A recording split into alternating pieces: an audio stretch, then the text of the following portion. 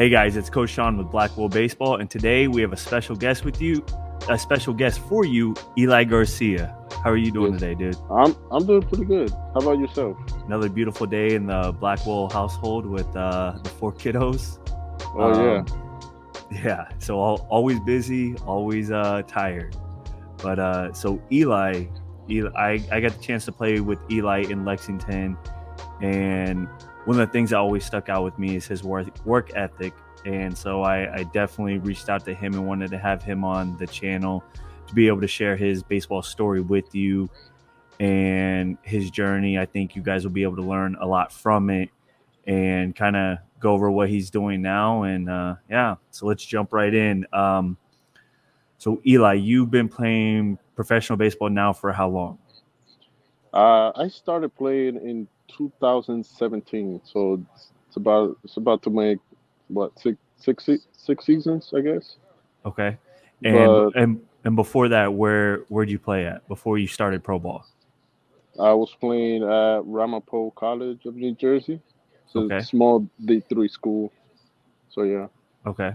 And from there, how did college go? How did the finishing up college and going into pro ball? How was that process for you? Um, it went by pretty well for me. It was a big learning experience. Uh, I went to a small high school, well, big for the town, but sport wise, it wasn't good enough like every other high schools. But being able to get out of there and play a next level of baseball, it was a big jump for me. So um, it was amazing. Like I ended up with a couple championships, and one of them was the JUCO World Series championship. Yeah, So there's that great experience. absolutely. And so going into your senior year and finishing up your senior year, um, obviously you knew you wanted to keep playing baseball. Had you had many talks to guys, with guys, and did you know how did you navigate getting into pro ball? I guess is what I'm trying to ask. So I didn't finish. I didn't finish college. Okay. So junior year, that's when I went to Ramapo College, and I had a few problems with coming back into classes. So I started doing tryouts for independent ball in the fall and the winter time. And I was gonna try to go back to Ramapo, but I got a call from one of the coaches from back then. It used to be called Florence Freedom, Yeah. and he called Now me. the Florence Y'alls, right? Yes, sir. Yeah. Yep. So he called me and he said, "Hey, I need your arm. Like, I think you're gonna fit right in our pitching staff. So you're young, coming out of college, and I need you." So I was excited. I was like, "Hey, this is an opportunity I can't miss." So I took it, went right in. Absolutely. Absolutely. So no immediate did he sign you during season or was it before season when It you signed was with before. Florence? It was before. It was in January. Okay. Okay, Yeah. so he saw you at one of those camps and you got picked up from it. Was it individual team camp or was it the Frontier League tryout? I can say specifically what it was. Yeah, It's yeah, fine. absolutely. So it was with the Black Sox. They had a couple camps in the off season, and I was playing fall ball with them, and it went like they play almost all year. So it was no late Yeah. November, and I was out there in the cold weather throwing it. I was what 90, 91 velo wise in the cold weather. I'm Yeah. talking about 30, 32 January, you're degrees. not in midseason shape. You know, Right, you're gonna throw your slowest at that time. So right. But I was throwing it that time, and awesome, he picked me right from there. awesome. Yeah. So the Black Sox that he's talking about is Joe Torre runs it. Which back then we'll talk about it in a second. It looked totally different than it does now because his program Yeah. it's grown over the years. Oh And yeah. so they do off season workouts. Guys train to get ready, and then come springtime, they go around and they play all the spring trainings of all the independent leagues to try to get guys opportunities such as yourself that might you didn't have somewhere to go right after college. So the Black Sox is definitely someone doesn't know what they're doing. Like he does a great job giving guys opportunities to be able to get Right. seen. Um, so Florence, the Frontier, that was my first independent uh, opportunity after the Rangers when I was released. I went to Washington and Frontier League. For anyone that doesn't know, it's a great league. It's typically a little bit younger than the other independent leagues because they have the rookie requirements, which is great for guys like yourself who are fresh out of college, still young and very much a prospect. It's a younger league to get introduced in a pro ball, and there's a good mixture of experience and young guys. Um, so fast forward. So you played in Florence, and then I know you played in Vallejo with Yes. PJ. Yes. Kind of take me through your first couple years of pro ball before Lexington when I met you. Yeah. So that year, my first year of pro baseball, Yeah. I got released from Florence, but you know how it is with the system, and I contact the Black Sox once again, and I ended up going to California. So I was hanging out over there, and the Vallejo team was struggling big time, and they needed pitching and all that. So I was hanging out. I was staying with my brother. He was playing out there also. Okay. But I got a call from Joe, which is the guy that runs the Black Sox, and he said, "Listen, this team needs pitching. It's an opportunity. Just take it. I know you want to play with your brother, but hey, you got to do what you got to do."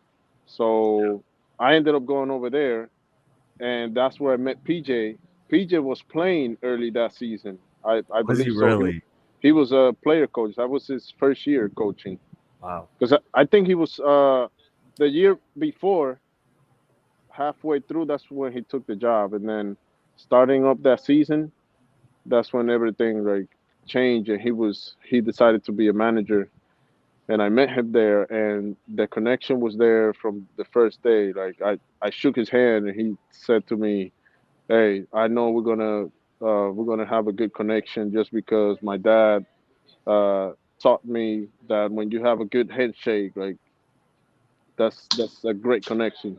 Yeah. And that's where everything started. I joined that team, and it was struggling pretty bad. And guess what? They ended up winning the championship for the whole league. So, Hey, um, it's amazing how it seems like everywhere PJ goes, he wins. He finds yes, a way to get players, and he man, the year in Lexington, that was my first time meeting PJ. I knew PJ through Darian though, and man, what a player's coach. Like yes, he is. I really enjoyed my time in Lexington. A lot of that is due to PJ and how PJ ran the team. So shout out, and for guys that don't know PJ, it's PJ Phillips, Brandon Phillips' brother. He manages in New Jersey now, out by you, Yes, um, sir. and so who knows maybe what holds for what the future holds for you next year. But Yeah, who knows? and Vallejo was Nick on that team at that time? Nick Aiken. Yeah. Oh yes, he was. Man, Hey, what was Darian as well? Darian. No, he wasn't at the time. I think that Okay. year he got picked up to play Okay. minor leagues, I guess. Yeah, the raw, because the Pacific Association, you kind of, I feel like, especially at that time, because you have the Atlantic League, which is considered the highest independent league. Then you have American Association, Frontier League. Kind of, I mean, they're very close. American Association is probably a little bit older. Talent wise, they're very comparable.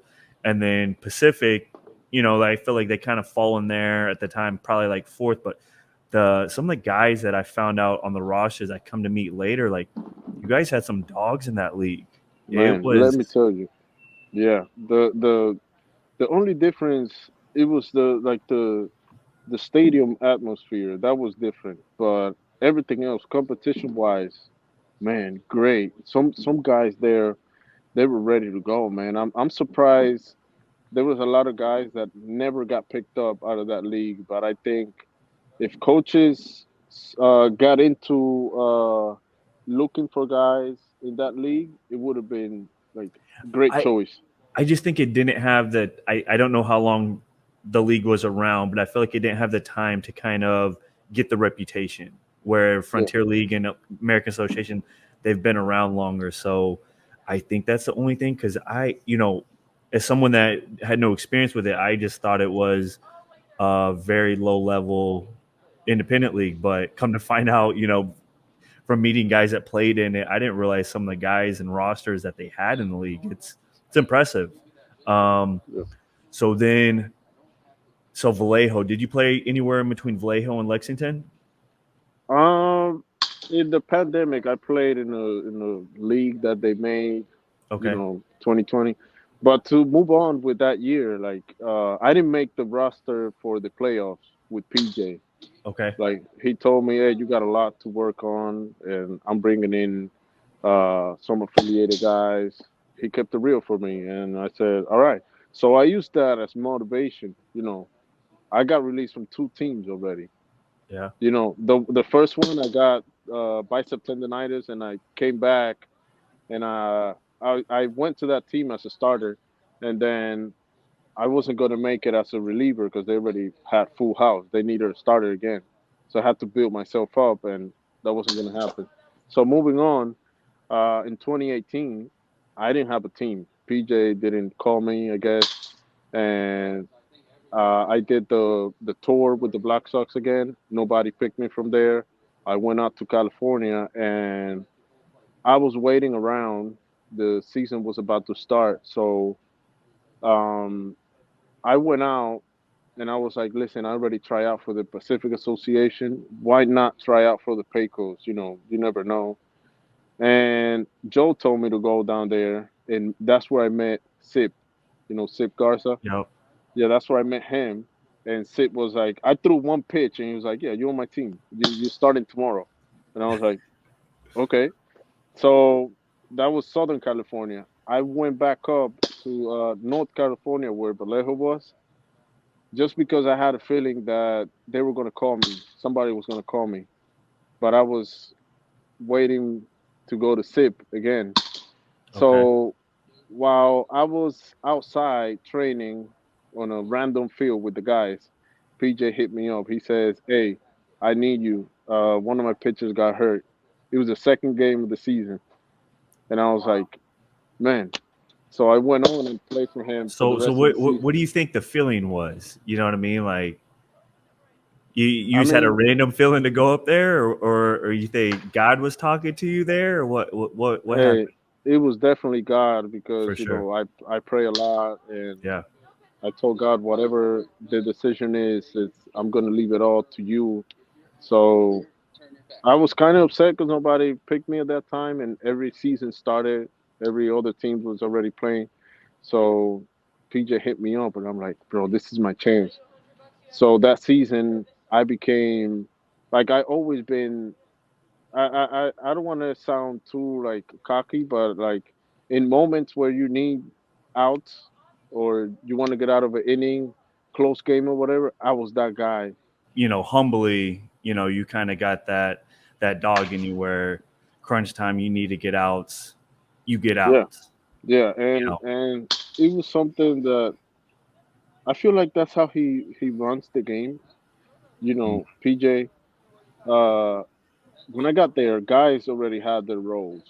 Starting pitcher, reliever, middle reliever, short reliever. But when I got there, it was something that he believed in me. Like he I will come out today and throw in a game that we're winning by a lot of runs, and then tomorrow he'll put me in and close it out, and then the next day same thing, and then every day he would like he knows that I'm ready every day. I will pitch 3 days in a row, no matter how many innings, and that's how I showed myself to him that I was ready to go anytime, and I think, and I could be wrong. Just looking back, my time with PJ, I feel like PJ really assesses not necessarily the results, but you. So You, like, yeah, like for instance, like you said, you have that dog in you. You're gonna go compete every time you get a chance. It's not so much if you had a bad game or even two bad games in a row. He still right, trusts you, but when he senses weakness or a guy isn't, he doesn't have that mentality, yeah, he's not going to trust you even when things are going good. That's kind of how I saw it playing with them. I could have that wrong, but I feel like he doesn't go day to day. Oh, this guy seems to be swinging it good, so let me, move him up just because he had one or two good games. It's, you have those guys that you trust, and they're going to figure it out. He gives you. He's unlike a lot of managers where he gives guys leeway to figure it out. to find yourself, yeah, In yeah, an and that's independent ball, it's rare, as you know. it's Like rare, you got released twice early on, and quick, yeah, if you don't have a resume behind you backing you, it is hard to stick yeah, early on, and you got to grind and have that faith and keep putting in work. And it's indie ball is not for the weak.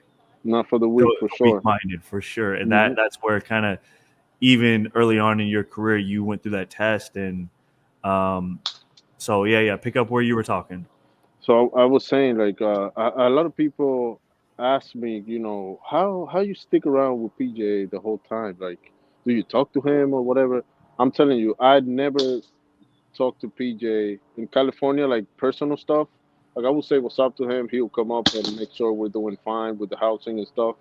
But never will sit with him and talk live and stuff like that because that I don't do that. A lot of players do that, but what I showed to him was game time. Game time. Yeah. If I need you to close this game, he will be like, "Hey Eli, I don't care about your ERA. If I want you to close this game, I want you to close this game no matter what." You know what I'm saying? And that's how he went through. And then moving on, pandemic came by. We were supposed to go back to California, I guess, but he went on and started manager at Lexington, and I didn't have a team in 2021 at all. So I hit up the guy Joe again, and he had that team in Washington, the Yinzer League or whatever. So I went on and started playing for them. And the same, I think it was the next day, PJ hit up one of the guys. Oh, Eli's around? Okay, I'm going to need him for one shot. Like he's going to come in and throw in a doubleheader. And I didn't believe in myself. I didn't even believe in myself, even months after that. Like the Atlantic League, man. Like I'm jumping the Frontier League and the Can-Am at the time and American Association, Atlantic League. So I was just in Wait, shock. which for people that don't understand, like the Atlantic League is like our roster, for instance, was majority ex big leaguers, and the ones that weren't big leaguers were Keon. You know what I mean? Like Keon is just as good, if not better, than all the guys that were on our team, right? Like Yeah, Courtney, like the dude can hit with the best of them. So it's the whole league is it's kind of like if you don't have a resume of playing at least double A, triple A, or big league time, it's hard to get into the Atlantic League. And so when you go in, I know for me, my experience in indie ball was American Association and Frontier League. It was like, oh man, I'm going to Atlantic League. Like I got to be on my A game. Like I don't know how I'm gonna match up against these guys with this experience. right. So when I got there, PJ straight up sat with me and told me the plan. He said, "You're gonna come in. I want you to throw 2 to 3 innings because we're our arms are low right now, and it's a double header. So you guys were playing 4th of July in Charleston. Remember that? Mm-hmm. Yep. So I drove on 4th of July. I miss everything. I miss being with my family, all of that. I was driving to West Virginia. So I was right outside of the gate watching the game, and the field was packed. The stadium was packed. So I'm like, wow, I'm going to be pitching in front of that many people soon. Like, man, I'm ready. I'm just ready to go.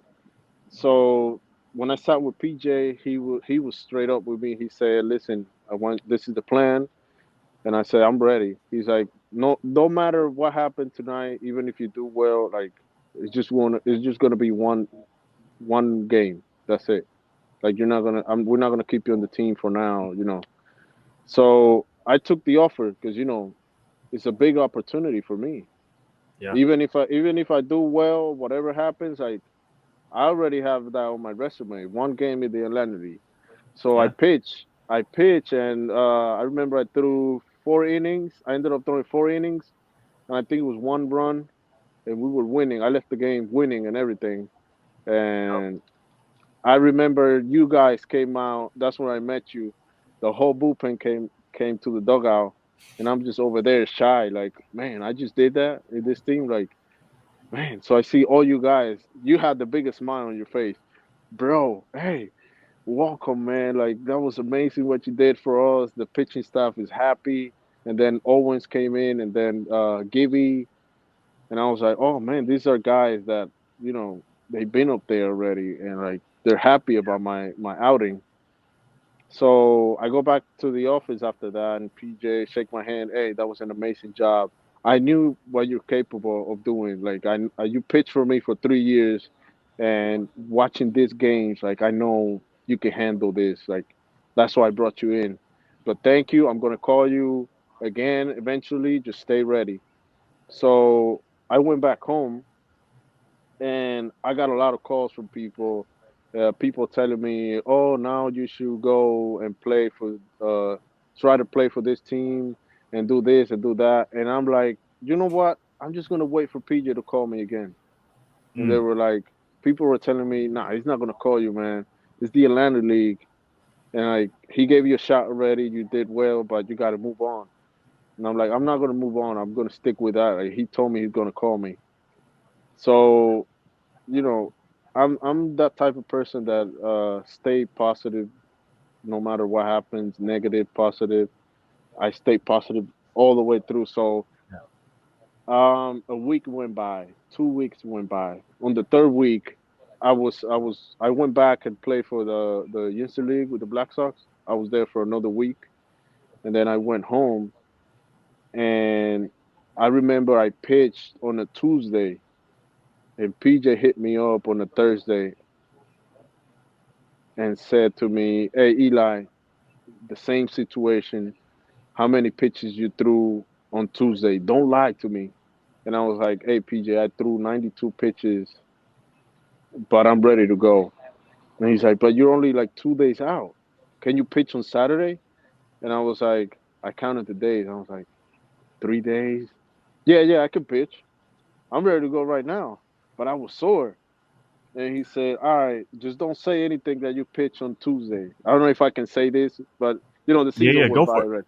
Yeah, Yeah. so he was like, don't tell the pitching coach when you get here that you threw 3 days ago 92 pitches. 'Cause I know what you're capable of. I know you could throw, but don't say Yeah. anything." So I got there. I'm fresh. I meet the pitching coach for the first time. He's over there on the couch, and he's like, you know how Dave was, like all straight. Dave Island. You could tell Yep. everybody who Dave Yeah. Island is. I mean, he won. Well, he pitched in the big leagues, and then he won championships, two with the Yankees as pitching coach, and then one with the Royals in 2016. Uh, Old school, Old school, very old school. man. You know, and I love Dave. I love Dave very much, but yeah, definitely, he's as old school as it comes for pitching coaches. So I that was my first home experience. PJ pulls me in the office. I meet the pitching coach. He had a straight face. "Oh, I heard you did well that first outing, and let's see what you could do this time." And I was like, "Okay, nice to meet you." So I go on and pitch that game. PJ told me before. He's like, "Hey, this is we're having a good crowd lately. Like everybody is coming to watch all our games." So we had about 4,500 fans that night.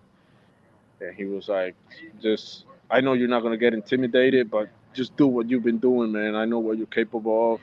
Keep throwing what you throw, and come on, let's do it." So I went out there and I threw 6 inning that game against Lancaster. Yeah.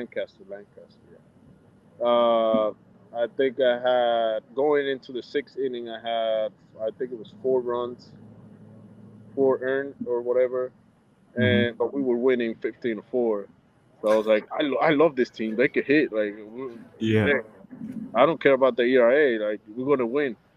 Yeah, So absolutely. we ended up winning that game. I was amazed by everybody hitting the crap out of the ball, like home runs and stuff. I was like, oh man, I love this team. So to end that night, you guys came up to me and said, hey, they should keep you, bro. Like you're doing well for us and you're saving our arm. And like, man, let's see what they say to you. So I go in the office and PJ told me, hey, same situation. You're here for one night and we're gonna call you ahead. I got a little bit upset because I thought I was gonna stay. Like I took a flight over there, but he was being straight up with me. Like how he is. He Yeah. said you done pretty well for us. Like we needed that win too because we were kind of down. Like our pitchers are hurt and stuff. But thank you. The pitching coach is happy, and the pitching staff they accept you as teammate. But right now, you know, we got to Mm. see what's gonna happen. And then as I'm picking up my stuff, PJ comes back to me and say, Eli, come back in the office, bro. My soul smiled, bro. I was still upset, but the inside of me smiled because I knew it was gonna be a different feeling. So I go over there, and what's his name? Dave was sitting all serious, and PJ shook my hand and he was like, "Welcome to the team." And Dave has some stuff to say to you, and I was like, really? So I can stay? He's like, yeah. You're on the team. I was the happiest guy ever, bro. I was like, oh man. So they told me, hey, we got some pitchers hurt, and we decided to keep you on the team. We've seen enough from you, and like, let's see what you got for the rest of the season, what you can do for us. You fit right in and stuff. So I go back in the clubhouse, and you guys are waiting for me with a big smile. I told you you're gonna stay. I told you. I'm like, how you guys do? So that's where everything started. You know how I was with you guys. I was Yeah. always like, I wasn't. I would say you guys taught me a lot of stuff, but it was because I asked. I Definitely. know. I know some of you guys didn't like. You guys had your little group, you know, Mm. the big dogs and stuff, but you Yeah. guys welcomed me and let me talk to you guys every time because I was trying to learn. I was staying on top of my stuff, and I was pitching well at the moment, and I was also learning from you guys. So that was amazing for me. Yeah. Two good outings and then think you're gonna go back home. That's tough. And yeah, we were definitely happy because you know yeah, we're pitchers were hurting. We're throwing a lot of innings, and we needed quality innings from starters, especially. And you came in, you filled that role, and I think it's a real testament to your faith and also just determination to be able to sit home and not, to trust PJ and just trust that God has something planned for you and that, kind of you saw the vision before it even happened, which is pretty cool. I didn't know that for those 3 weeks. I mean, yeah, absolutely. You could have gone somewhere else. You proved that you can pitch in the Atlantic League. So, of course, you can go to the Frontier League or American Association if you want.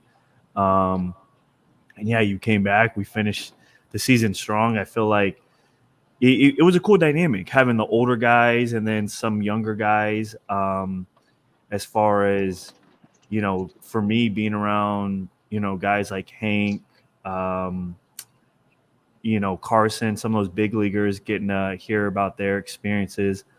Um, and then that's one of the reasons actually I'm gonna be changing the YouTube channel to Blackwell's Bullpen because like all the conversations are in the bullpen.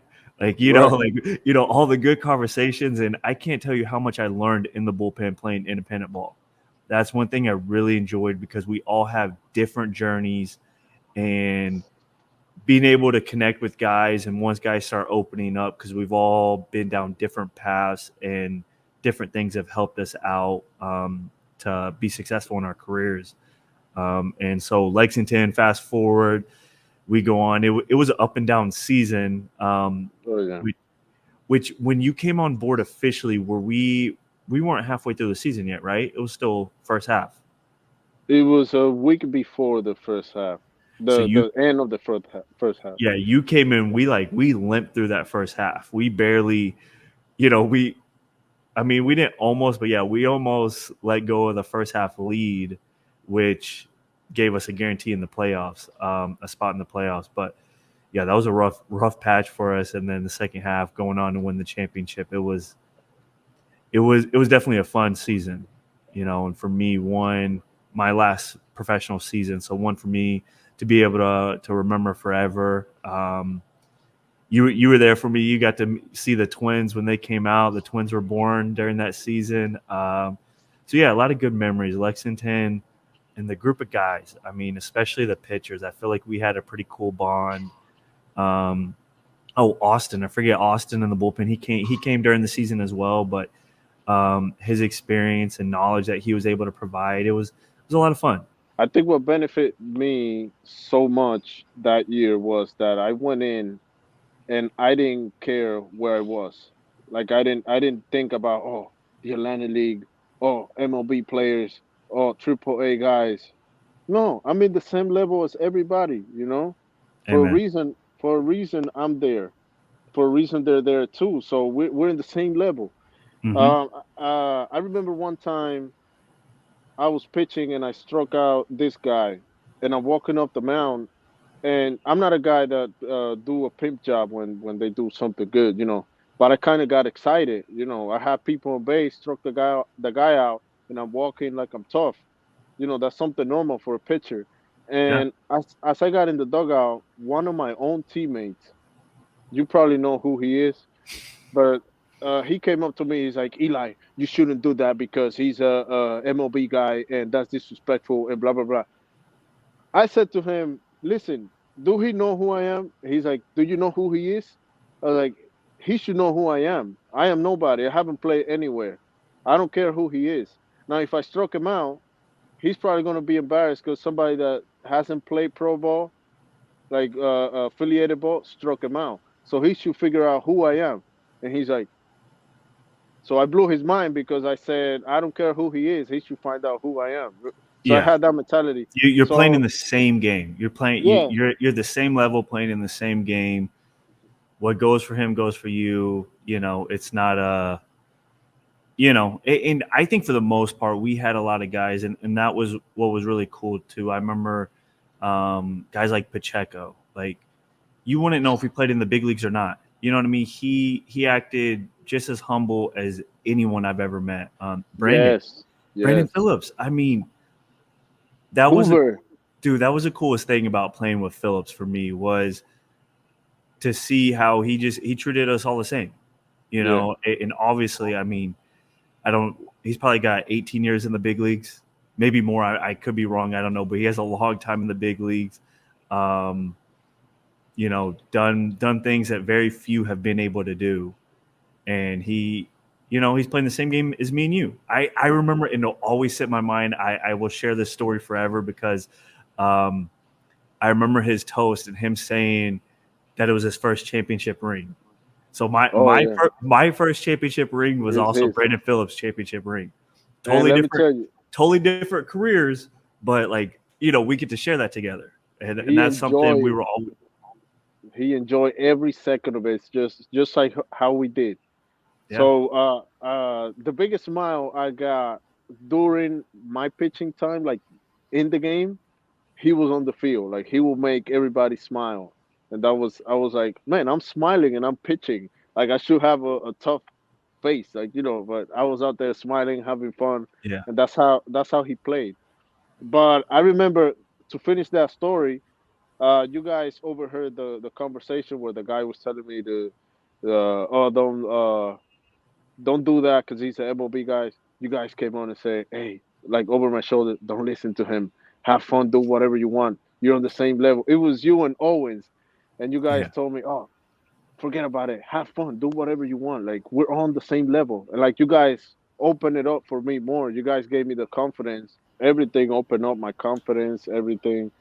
You guys were always answering my questions and staying on top of me, making sure I was uh I was how should you say I was doing everything correct for the league. I wasn't doing immature stuff or so moving on with that, like you said, Pacheco, he caught me that first game, and it was a crazy experience because he you know catchers know what they're doing, but an MLB catcher, bro, it was a great experience, and I think that's what helped me a lot during my time out there. So, uh, and a couple story about my time there. Uh, remember, Real quick, I do want to ask you because we kind of brought it up, and I would love to ask you about it. You as a Christian man, and I know that you follow God.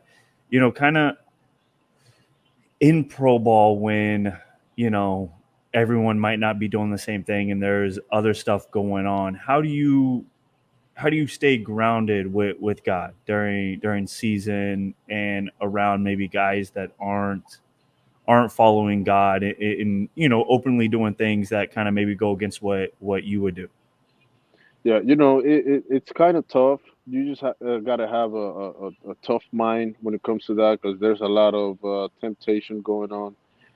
But you, like myself, uh, you know how I was. I wasn't uh, joining a lot of stuff that people like to do post games and before games. That's personal stuff. Everybody have their own stuff to do. But I make sure I was always reading after the games or praying, and even in the bullpen sometimes or in the dugout, I would talk to guys that like they were doing the same thing, or during chapel, same thing. Hoover was on top of it and telling us how to deal with that too. So yeah, Yeah, it definitely can be tough. I know, um, especially for the majority of my career, I didn't go out at all with the guys, and I didn't go out often with them as well. I mean, I'm married, I got kids at home, and also, yeah, as a Christian too, there's stuff that's going on that you don't partake in, but it's definitely something I noticed from the outside with you that I definitely respected as well. What was being able to see your faith and know that you're grounded in God, and I think that that's something that not everyone maybe is as deep with their faith to be able to be that confident, and I guess going against the grain and doing things differently. um and I do, I would love to talk to you all day. I don't want to hold you up. I know you got stuff to do. You're at the facility there. A couple things I do want to ask you, kind of what would be your advice to someone coming out of college trying to get in a pro ball, and as you know that struggle, and that it can be difficult. How do what would be your advice for navigating that? um, I would say just keep working, never give up, and listen to if you believe in God and follow Jesus, uh, listen to that voice.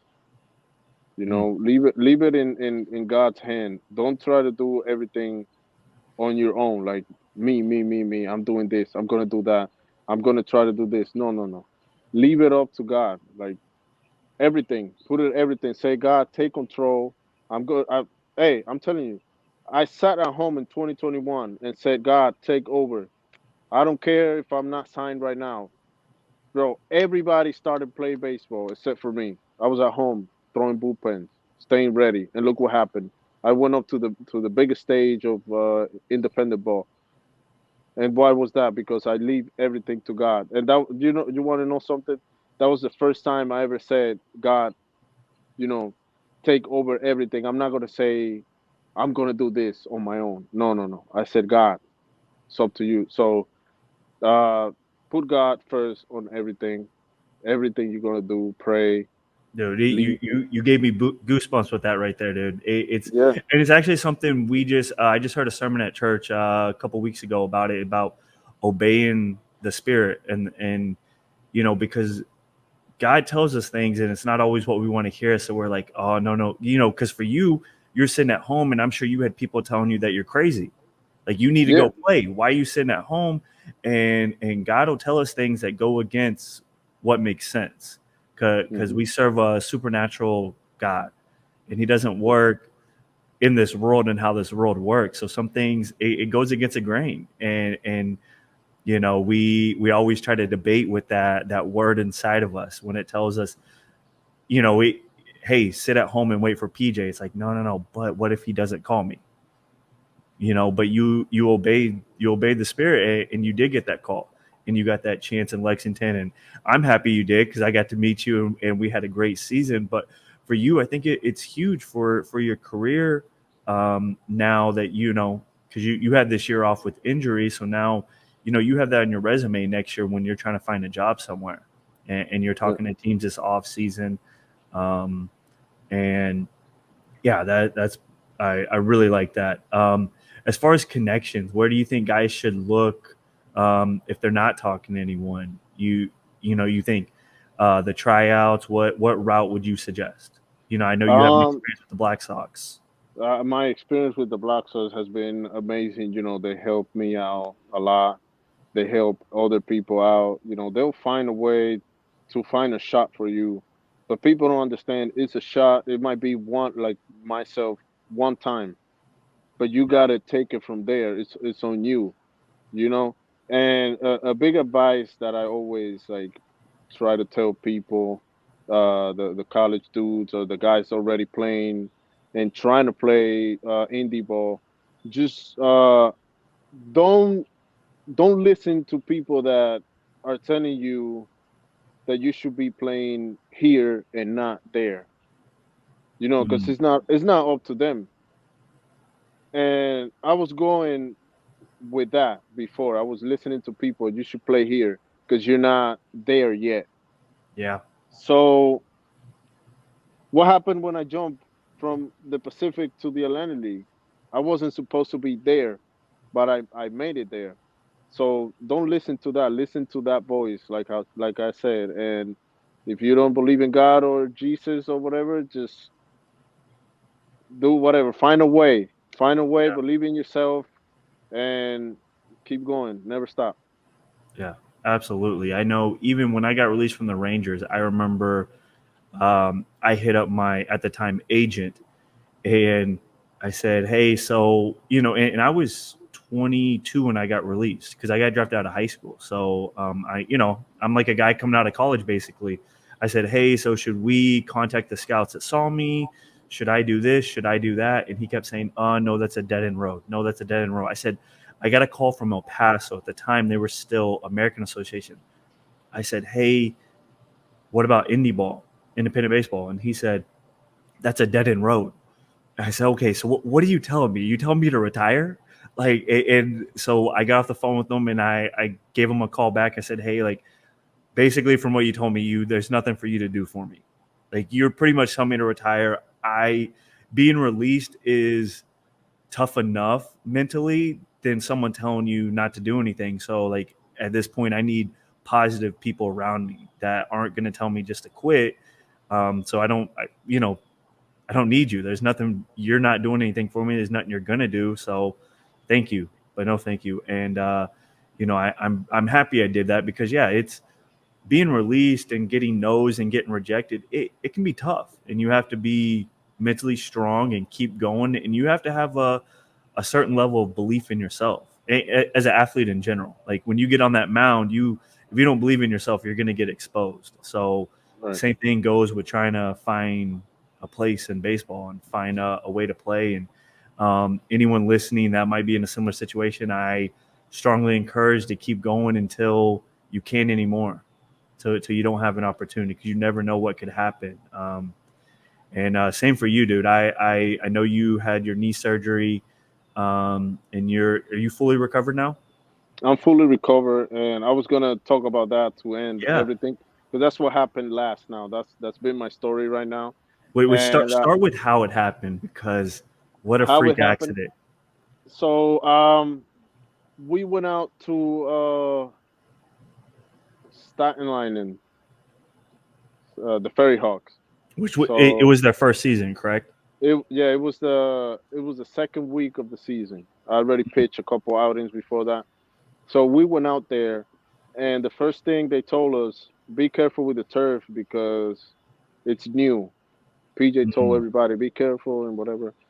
But I was excited to be out there. My family was close by. They were going to come see me play. And I went out there, before the BP. When the BP starts, I sprint to my spot and just start catching balls. That's how I get my work in every time. That's how I work myself, sprinting everywhere, running. yeah. So I started chasing this ball, this line drive. I was excited. Oh man, I'm gonna play. Ooh, I'm gonna catch this ball. So the ball was going like pretty low, and there was a couple guys standing there, and I was gonna collide with them. So I tried to stop, and when I tried to stop, like my leg just gave out. It was a crazy stop for me. I kind of slid, I remember, but then the injured leg didn't catch up to that and just went back, and I snapped a couple ligaments over there. So, but it was like I said, my mentality is different because when the doctor told me your season is over and maybe it could be 2 seasons, so we gotta you gotta have a surgery and fix all that or whatever you want to do. So I was like, hey, let's do it. So he told me I've never seen somebody so positive about getting a surgery and coming back. Mm. And I told him I know it's going to be a setback and it's going to be an opportunity for me to learn and to grow and to teach myself some stuff that I haven't learned yet. Like I know when I come back, when I decide, when I'm fully recovered and I decide to come back, it's going to be different. Like I'm going to reach where I want to go. You know what I'm saying? So, Yeah. uh, right now I'm fully recovered. Sometimes I feel some stuff there, but I know I can pitch. I know towards the end of July, August, around there, I know I could have went somewhere and played, but I wasn't where I was in 2021 or 2022 in the beginning. So I said, you know what? I'm gonna take my time, take another season off, and next year I'm gonna start fresh. But that's because in my mind I said next year when I start fresh, I'm gonna make it somewhere I haven't been. I'm gonna push myself again, get where I was, get better than where I was, and man, mentally I'm more ready than I've ever been. I see you in your videos, dude. You look like you've been really getting after it. I'm proud of you. I'm very happy for you. I think your career is far from over. The Right. best is yet. I think God is going to show out in your career. I think he already has. Just your story so far, is a really cool one, and that's why I wanted to have you on. And I definitely think the best is yet to come, dude. You know, just when I say inexperienced, I don't mean a knock on you, but a fairly inexperienced guy coming into the Atlantic League and showing out the way you did is impressive. I mean, Yeah. you saw the other guys that were in similar situations with you. They didn't stick out, they didn't stick around, and Yeah. you made an impression. You made an impression on big leaguers. I know Hank really, he really liked you and took to you because he saw how hard you worked. Yeah. And that you have that dog in you, that you're going to compete on the mound. You're not going to back down to anyone, no matter your mentality. And that's one of the things I tell the kids that I train with. Um, they'll joke around and say, "Do you think you could get Otani out?" I'm like, "I'm not training right now, but yes, I do." Yeah. As a baseball player and an athlete, I believe I can get anyone out because he's got to get in the box and hit the ball just like I got to pitch. I don't Yes, care sir. where it is, who it is. I'm gonna get you out. Now, when you get me, and good for you, and I'll give you your props. But to be an athlete, you have to have that confidence that you're gonna beat anyone. It's like a fight, you know. No one's Yeah. gonna beat you. If you go in there thinking they're gonna beat you, they're gonna beat you. Um, and so, um, so what for anyone that wants to follow you? What's the best way to connect with you? You can connect with me on Instagram, the Garcia 8665, Okay. and just hit me up. I'm always available. And where you currently are training kids and athletes? Where are you at? I'm in Ewing, New Jersey. Okay. And what's the The facility called? the facility is called Full Depth, and we have a baseball program called Scrapyard Baseball. Okay. Scrapyard Baseball. Yes, Garcia 8665. yes, sir. 8665.